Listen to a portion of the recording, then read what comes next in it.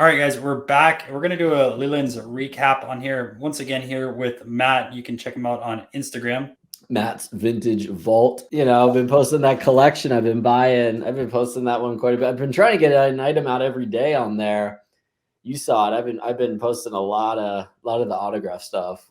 No, it was an insane haul, man. Like as soon as you posted some of those autographs, I was like, you did extremely well with that. Yeah.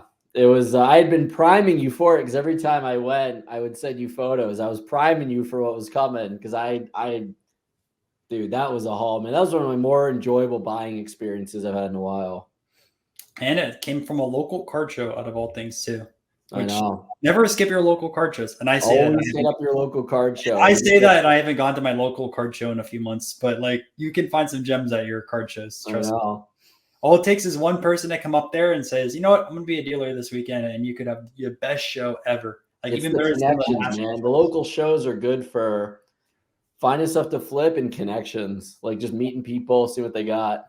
Also, the opposite side of things, sometimes you can just go to a local show and walk out with nothing. So just to be transparent, that has happened to me a few times. That happens more times, I would say, than not. You leave with nothing. It's just how it is. No, there's only been 3 times I've been to a card show where I did not buy anything. So wow, dude, only 3 times. That's a good ratio so far, but I don't want to jinx it, but I'm going to say that. And we're going to jump into these sales. So we have this filtered by highest price. I'm going to go back to the top because it's kind of cheating going through some of this first, but I'm on page 5 and we'll go over here. So the highest card sale, something I don't know anything about. You guys can roast me if you want, but this is just not something I would purchase. Well, I can't afford it anyways, but $232,000 for this Michael Jordan precious metal gems. Looks like there's some like wave going on with this one. And this was numbered to, what was it, 25 or something like that? 50. Oh, 25 of 50. You can see right there mapped as PMG. And 8 grade, which may be a high grade because of this black border over here, which seems like it would chip pretty easily. As weird as it is that like hair or scratch, literally looks like he's a Scarface. But either way, a huge sale, I would assume. What do you think on the comps wise on this Michael Jordan? I feel like, when you're dealing with cards that are like that low of, there's only 50 of them, each one is generally going to be kind of unique. I feel like grade matters a little bit less and more the timing. So, I mean, we had mentioned last time, these were going to go for a lot. One of them hadn't sold since 2020 in a PSA. So, we knew it was going to go for a lot. It was really just like who was willing to buy it. And, did they feel that the grade plus the scarcity made sense to spend, $250,000. What did the one in 2020 do? I do not know. I could find out. Let's see. I didn't have it up. I just saw that it hadn't sold in a PSA since 2020. They are rarer than the green and red PMGs, which are usually the ones people like a little bit more. So it was, made a lot of sense, even though visually people might not like this one as much as the other one. Numbered Jordan 90s, crazy market. All right, so up next, not a card, but we did highlight this in our first Lelands video. Babe Ruth Gehrig Type 1 Autograph 9, $131,000.66. Yeah, I mean, it wasn't like I was like, I was calling my shot and saying that, I think everyone knew this was going to go for a lot, but I had mentioned that due to the just incredible autograph on these, that it could really run. There are items out there of Gehrig and Ruth signed together. I've seen baseballs. I've seen photos before, but, I had a good feeling this one, just due to just how incredible the autographs are on this, that it was gonna run pretty good. And Leland's got what they want. Absolutely. Very great sale on that one. This sale, I actually went a little bit lower than I kind of anticipated, but we had 85,000 on this Jackie. I just think this little bit of paper loss, people were scared of it, and also being authentic instead of having a numeric grade. Yeah, sold for a little bit less. than the 1.5 sold for at the beginning of the year. Even sold a little bit less than the one that PWCC sold in 2022. That one sold for 96.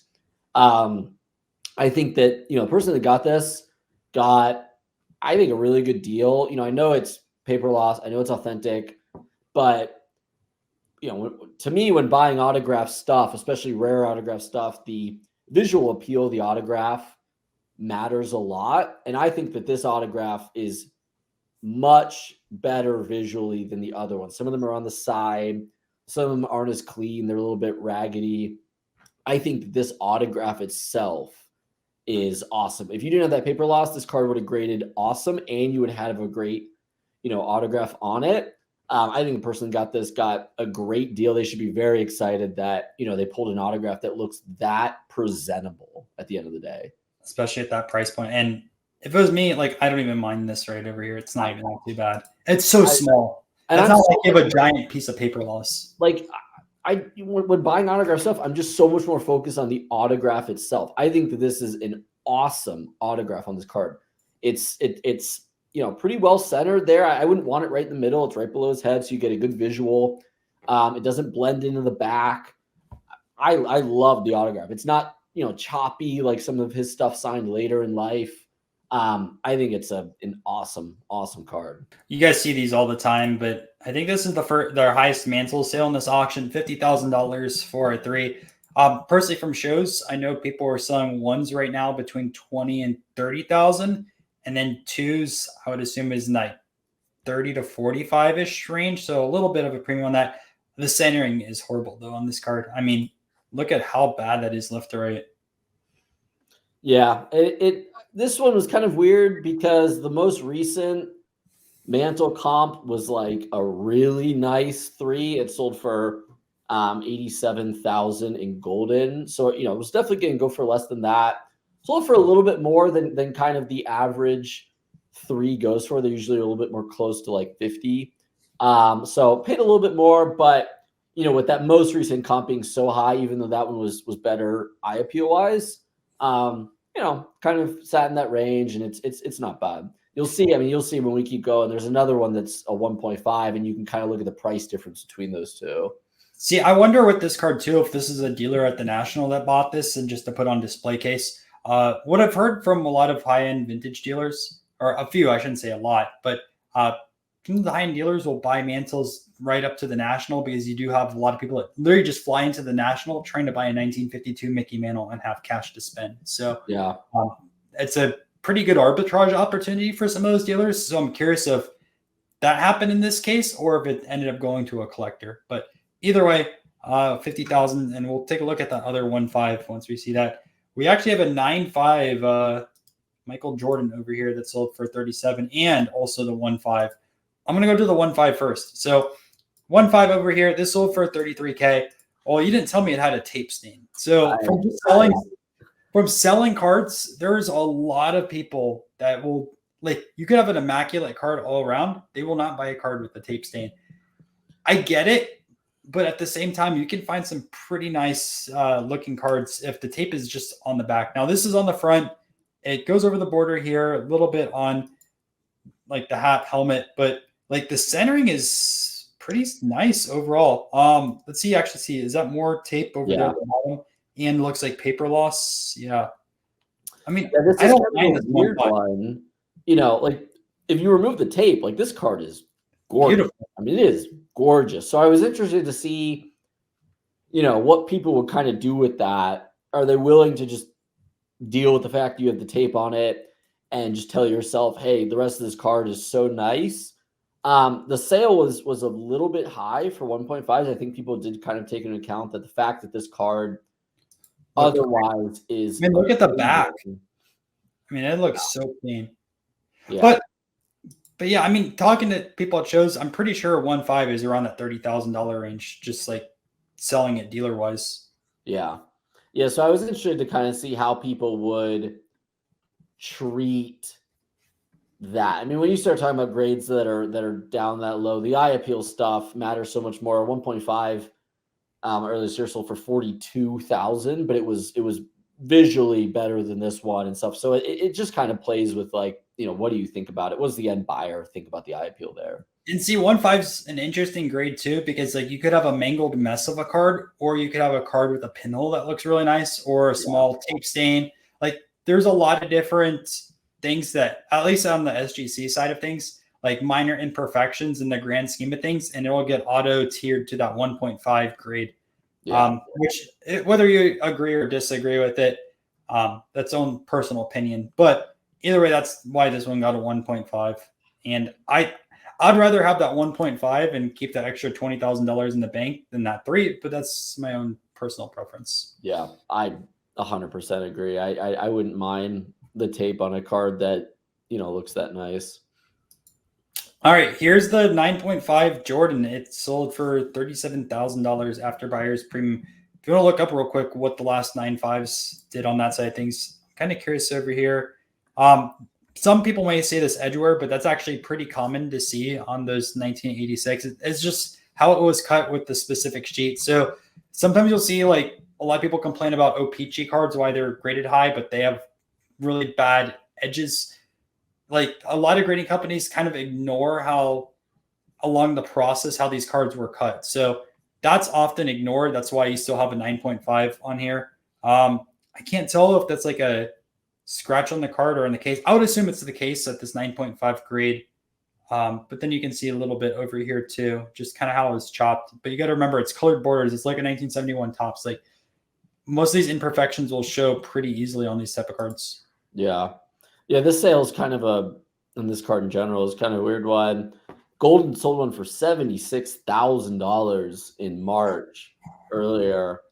Most of them are a little bit closer to this. This price is more in line with, there's a 27,000, there's a 40,000, there's a 35,000. So a little bit more in that range. I think this one's kind of in line. I think that 76,000 one was an outlier.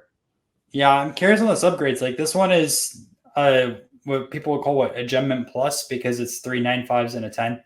I don't follow all these like minor obscure grades. Like, oh, if they have 2 10s or 1 10, like that doesn't matter to me. I look at just 9.5. Yeah, the one that sold for 76,000 had 2 10s. It had a corners 10. That explains it. Like it's crazy to me. Like the one small of a subgrade will double the price of a card. Yeah, I get it. I get it at this level though, but I feel like that's subjective at human nature at that point. To me, I wouldn't spend an extra 40 grand to get a 9.5 on my edges or a 10 instead of a 9.5 on my edges. But, the people that are into the Jordan stuff, if they're thinking of taking it and cracking it and trying to get that PSA 10, they probably feel a bit more comfortable with something that's 2 10s, for subgrades than, just one of them. Just one, yeah. And there's a few people that have actually cracked quite a few 9.5s into 10s or like PSA 9s into PSA 10 Jordans. Yeah. I can't remember the guy's name, but did like 100 of them or something like that. It was Probstein. He did that. I think he did that at the National. I think that was like one of the things he did there. Yeah, it was either him or it was like Otaya or something like that. Sports. I can't remember his name. All right, we have another basketball card over here. Everything right now. 2003 SP Incredible number to 25 LeBron James, $34,000. I'm curious what that would have done in the hobby boom because I feel like all LeBron stuff is pretty far down. Yeah. This I don't know how much the inscription matters. It seems like Lelands, wanted to let you know that the inscription was there and stuff like that. I don't know how familiar you are with cards like this. This isn't one that I know a ton about. But signed Jordan rookies, people do love the SPs, kind of right there. All right. And something that we actually do know a little bit about, the Bill Russell. This is a BGS 5 Auto 7, kind of a bad autograph, but it was the autograph from that specific time period at $27,000.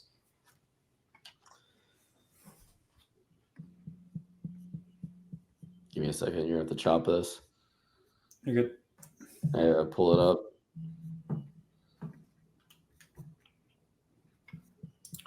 What'd they get for this? 27.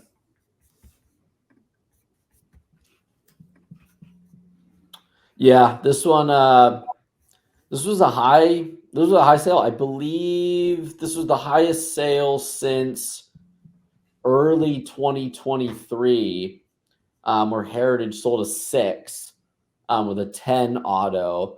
So people definitely paid a bit of a premium for the sort of period signed. A lot of these were going a little bit closer to like 10 grand, 20 grand in 2023. So definitely looks like people paid a little bit more for that. And some of those ones that sold for 10 grand, stuff like that, got auto 10s from PSA. So people definitely paid a good premium for kind of that period signed, playing day signed. The stuff that, you know, in sort of the basketball community, people talk about quite a bit, you know, when the autograph is signed and stuff like that. I got 2 questions for you though on that side of things. Like, what does a normal PSA 4 or 5 of this card do compared to those $10,000 sales, which maybe be like 1s, 2s, or 3s? Maybe they're 5s. I don't know. And then 5s for BVG sell for about 6 grand, right? Okay. Now. So pay a little bit of markup as you can expect for something that's signed. But yeah, right around 6 grand. These actually come down a ton from the top of the market. They were selling for at the peak almost 10,000. Now a little bit closer to 6 grand for something like this. And all right, 1933 Gaudi, Lou Gehrig in A6. Let's take a look at what this image looks like. Pretty sharp corner there, sharp corner. I mean, it's a very clean looking copy. I mean, it looks like there's some indents on the card, but that's not too bad. Like, can't tell if that's a print defect or if that's just a big white spot. I mean, sometimes these are common on the cards. I just don't know for sure on this image of the Lou Gehrig. Let's take a look at what the back looks like. That looks pretty good. Yeah, it's a very clean copy. Nothing really much to say. $17,000. Oh, here we go. The surface is clean. The edges are smooth. There's a faint yellow mark above the bat. The reverse is clean. Yellow mark. Oh yeah. Are they talking about the actual bat? Yeah. Right there? Yeah, right there. What's supposed to happen though with those cards? You see it. I've seen it before. I have a low grade one of these. I don't know if mine has print lines on or anything like that, but I'm guessing that's really the main visual effect to it, because the rest of this card looks super clean. Incredible. I mean, it really does. It's a good 6. But 17,000 on there. Yeah, centering looks good. Corners look fine. I mean, this is a, you know, for a 6. You know, this is a really nice one. Probably as nice as you can get at that grade. Yeah. Once we go through these next 2 cards, we'll probably just skip around a little bit and see if there's anything that we want to take a look at versus the highest sales of the cards. But 1933 DeLong, Lou Gehrig, we covered this in our first video. New label as well. Pretty clean looking 3 across the board. $15,000. Still like these way more than the Gaudis though. And then I will continue to say it's a shame that they ended up being 2 separate companies rather than one. Yeah. I mean, we talked about, you know, this one last time. These are awesome. I mean, I think they're one of the better visual, you know, Gehrig cards. You know, he doesn't have a ton in terms of playing day stuff. You know, you got a lot of exhibits and strip cards and stuff like that. I think this one is, you know, I think the DeLongs are amazing. And our last card we're going to go through, at least on this first side of things, this is 1954 Aaron. Now, I am going to call something out because most people don't realize this. You look at this card, it has a new label. First thing you should look at, though, is this certification number. It starts with a 0, which means this got reslabbed. So it's still the old grading standards. This was an early PSA graded card, which they tend to be a lot easier on the older cards comparison to today, maybe like 1 to 2 grades difference. So just know that in mind before we start talking about this card. Not to say a 7 old label is a bad card by any means like that, but if you cracked it and you sent it in today, chances are you're not going to get a 7. So let's take a look. Although, like, this looks very clean on the front so far. I guess our back though is going to be the real determination. 54s really is with how much chipping they have. So let's take a look at this back, and you can see like it's a good amount of chipping down below. I don't know if that gets a 7 now, and like look at that. I can't really zoom in that well, but it looks like there's some issue over here to the top right. Yeah, that's an interesting point you made. I actually didn't know that when they start with 0, they're reslab. I don't know how you feel about that 7 grade. I know they don't.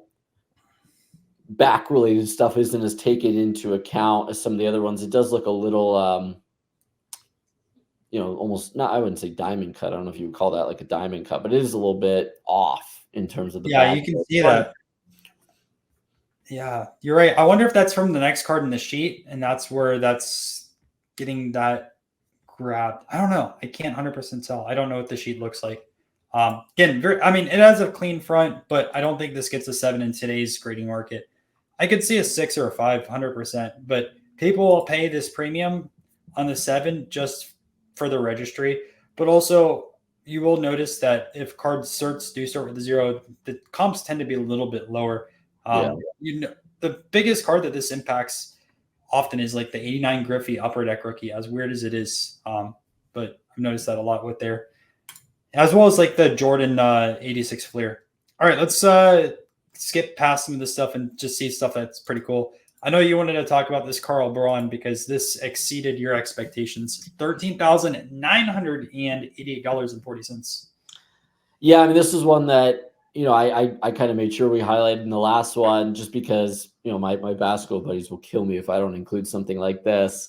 I believe, and my research shows this, I hope I'm not wrong, I believe this is the highest sale of a signed 48 Bowman outside of the MyCam. Knew this was going to go for a lot. I had mentioned Braun, Hall of Famer, looks like it's the only known example. I didn't think it could reach 13,000. Props for that, card and everything like that. It was out of my price range for kind of where I had wanted to pay for it. But, vintage signed basketball is hot, and it's something that, a lot of people are chasing right now. This was a super strong sale of a set that I believe only has 40 signed copies in the PSA database, 40-ish, something around there.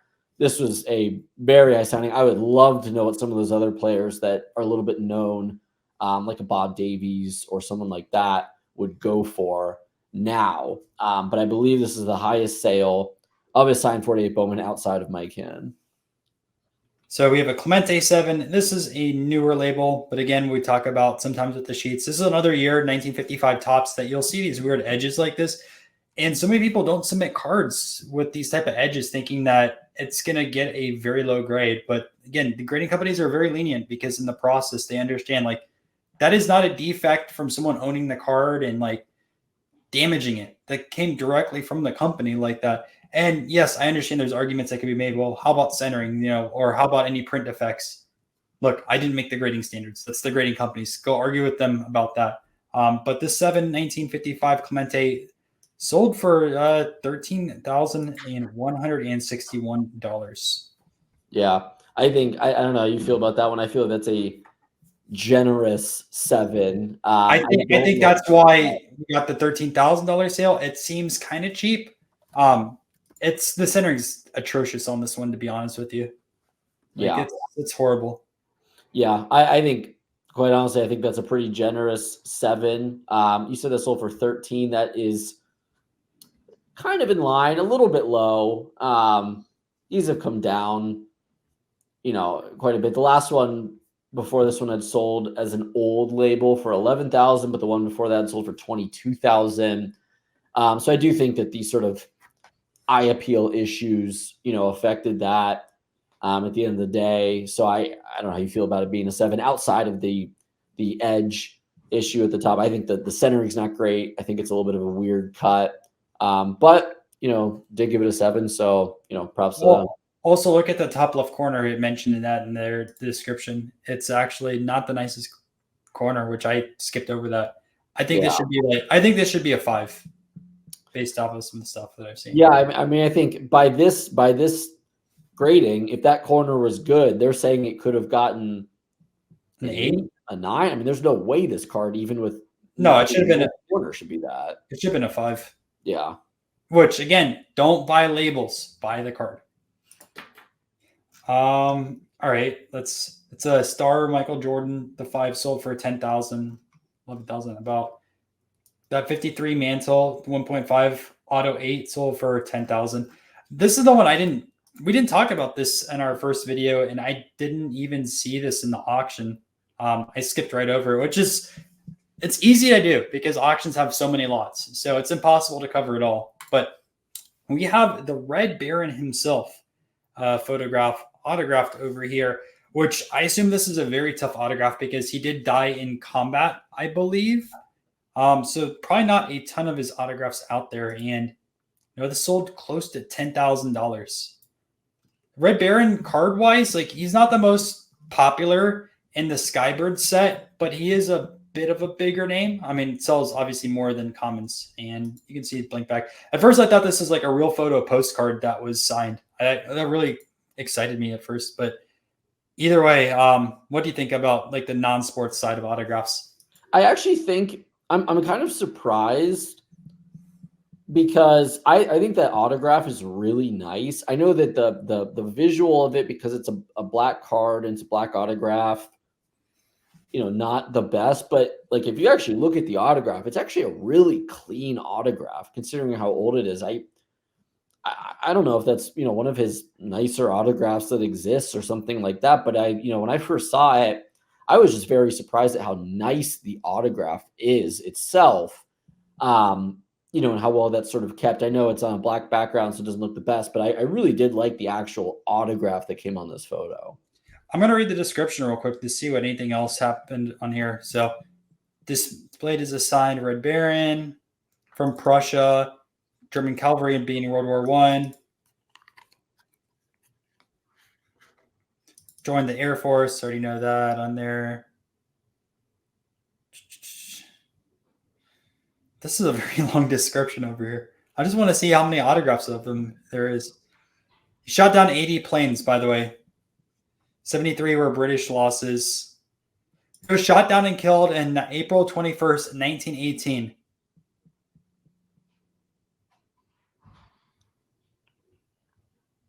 Oh, it is a postcard. It says the 2.5 postcard was signed by the Red Baron on the picture side.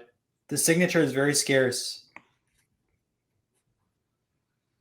Considering that's postcard, that's a 100-year-old autograph, I think that is an incredibly nice signature. I mean, I have the Cobb on my 100-year-old thing. It doesn't look nearly as nice, and Cobb lived way longer than he did. I think that autograph itself is amazing.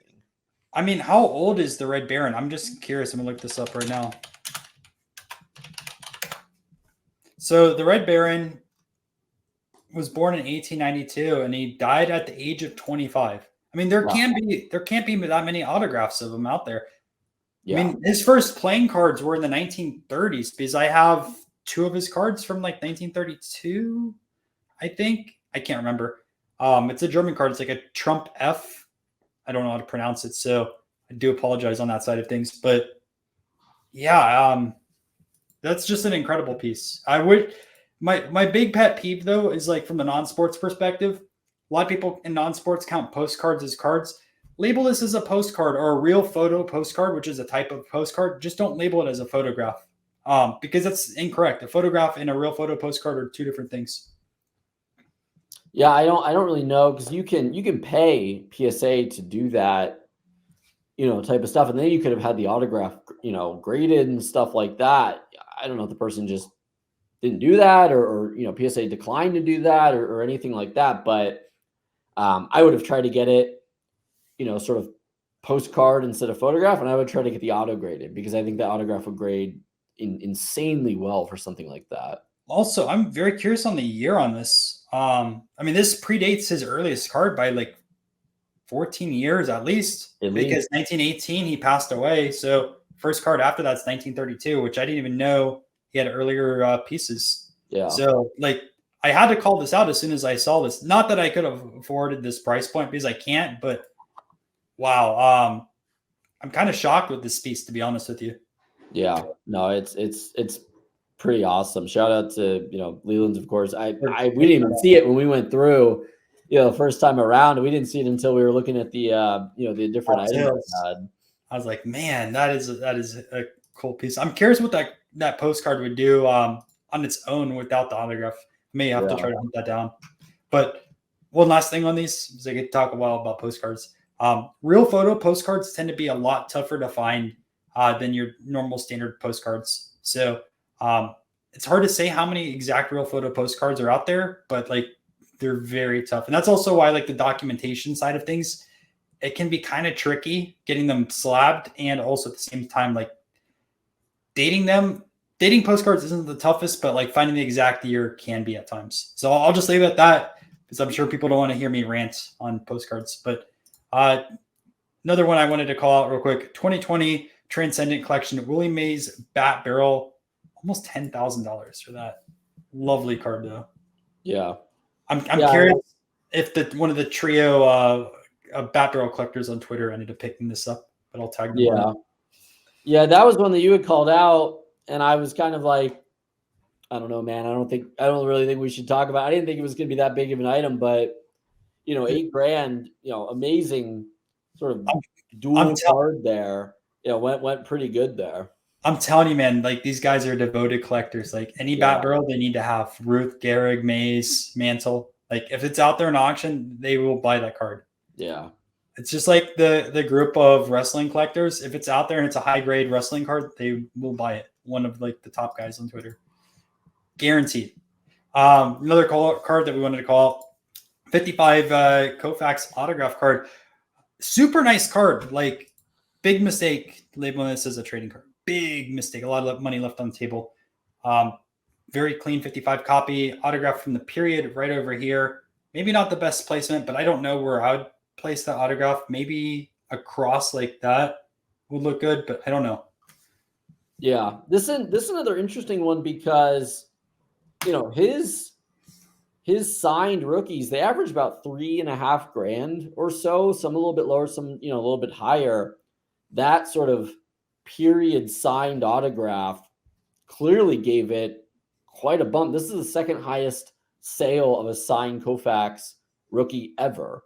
And so clearly people valued that sort of, age of the autograph, all things considered, quite a bit considering what people paid above sort of the margin. I was very surprised. I'm a big fan of, I've mentioned before, I'm a fan of the sort of period sign, autographs that are a little bit older instead of the new big Sharpie that I think looks kind of junky. Really strong sale for something that, the key attribute being the age of the autograph itself instead of the card or the autograph. Really strong sale for people that believe in the attributes related to autographs instead of just the autograph itself. What was the highest sale of this card, by the way? It was $10,000 in a golden auction. That card was a 5 with a 10 for the auto. Pretty good autograph placement and everything like that, but pretty good grade for the card from there. I know he just did a private signing, so we might see some other stuff pop up that works with that a little bit. But all things considered, a really strong sale for period related autographs. Let's keep going through. Do you want to talk about the 71 Clemente 85? No, I didn't. Give me a second. Is anything else? Oh, look at what that ended up going for. We got to put that one up. And very high sale on this one. The PSA 4, the mascot kid over here. Ewing and mascot. Copyright 1888. Still love this card. Almost $7,000. Yeah, I mean, this is one that we talked about because of the image appeal of this card itself compared to the other ones. Strong sale considering that people clearly took into account the actual quality of the image in the card versus just a card grade or something like that. Plus, this is it's such a cool card. Like having the kid as a mascot over there. Yeah. Like this is pure 1800s baseball right here. Yeah. Love it. All right, let's keep going through. That set sold for $5,700. Don't know the breakdown of that, but the Jerry West. I know we talked about this. Yeah, I mean this was another example of when we talked last time about type 1s that are used for cards.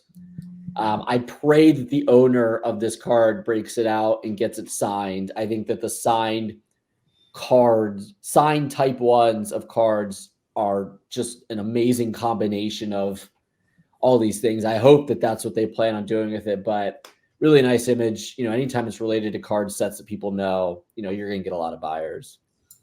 I want to look up also what that mic ended up going. Well, I saw it up above. Yeah, we'll see. I heard Penix signed photograph Lefty Gomez. Let's see if there's anything else on this page. And if not, we'll just jump into page 2. Nothing really special there. Let's see. Do you want to bring that one up? 57 Petite? No, I did. All right, let's see what this Mikan did. Where is that at? There it is. All right, Mikan 1940s Type 1, $12,000. Yeah.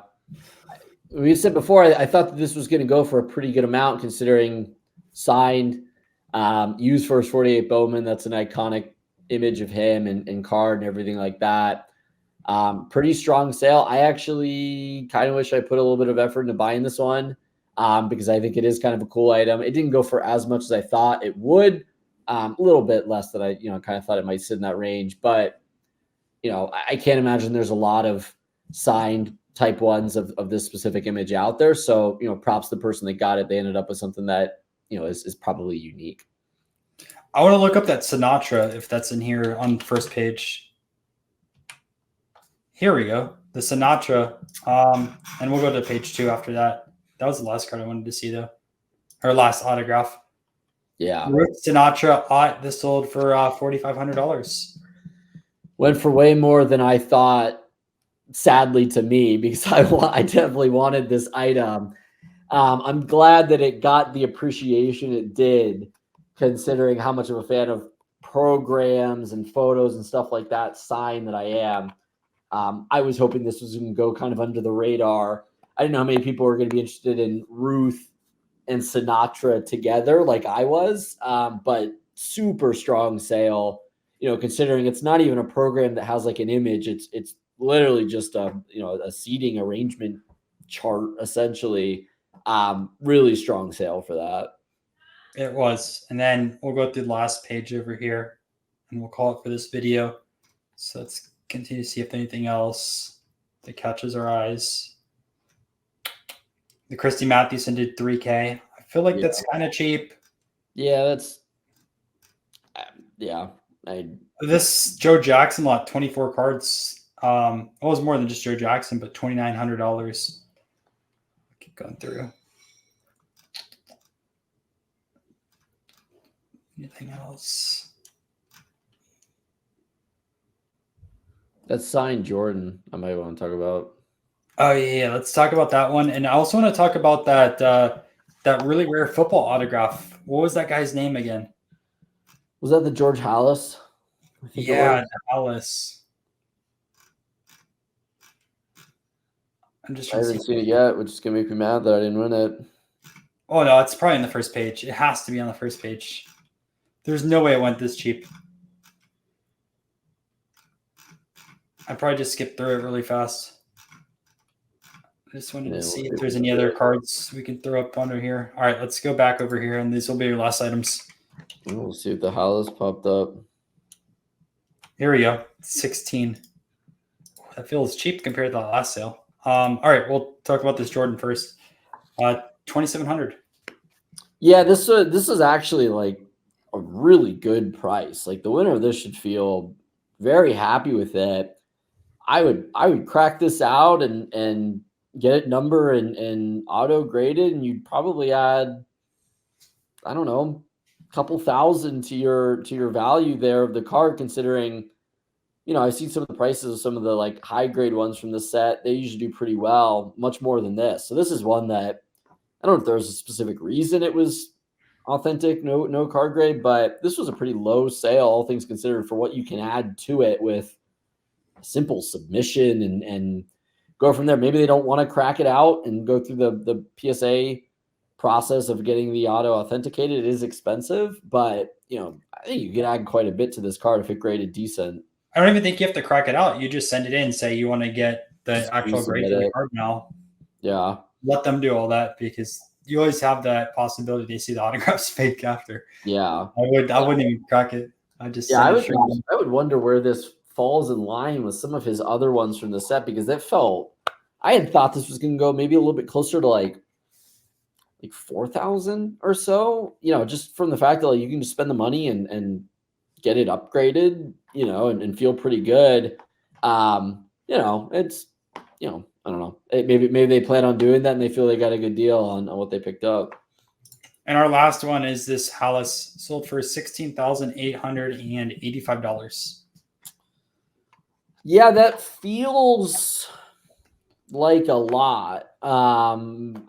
Considering it's a contract. Now the signature itself is really clean. I'm not overly familiar with Hallis signatures. That might just be because not a lot of them exist. This feels like a lot, but maybe this stuff just doesn't come up as often. Maybe it's the fact that it is kind of both of them bid well in Hallis together. That adds to it from just a attribute of the card or attribute of the item perspective. But I did not think it was going to go for this. Quite honestly, I didn't really know it was going to go for. But if you had told me 16 grand, I would have said probably less than that. So this is our first recap video. I think Heritage ends this weekend, so that'll be up next week. Yep. Yeah, we got Heritage coming up. We're gonna have a lot to talk about that one. There's a lot of items, so there'll be quite a bit. Yeah, and I need to check that out too if I'm bidding on anything, although I don't want to right now. But either way, I hope you guys enjoyed this video. If you want anything from the auction, let us know down below. And I know you wanted to actually buy one card or one autograph in this auction, but you missed out on it. So if you want to just do a quick shout out on that one, if anyone watching knows who won it. I'll give my pitch for it. The Davy Banks signed photo. I would love to get in touch with the buyer of that item. I just missed it. I just completely missed the Lelands deadline for it. I would love to make a run at that Davy Banks if you know who bought it, but that's definitely what I'm thinking there. Absolutely. All right, guys, we will see you next week.